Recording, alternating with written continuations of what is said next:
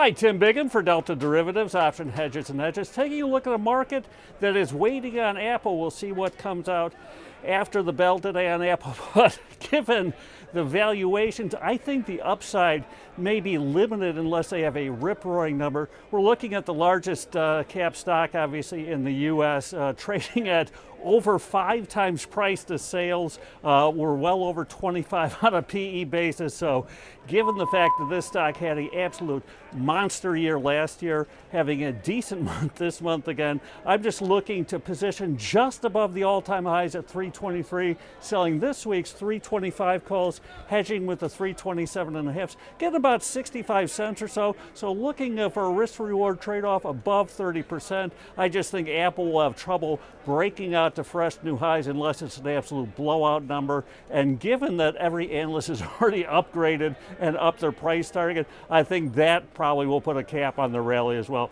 Otherwise, I kind of like oil stocks here on a comparative basis. Certainly, oil held that 52 level for about the 4th time, so we're probably due for a bounce here. These big cap oil names, Exxon and Chevrons of the world, trading at the lowest levels in the past year. I like the dividend yield as well with low payout ratio, so I'm a buyer on dips, selling out of the money put spreads on Exxon, Chevron, and the XLE, which is basically the big energy ETF.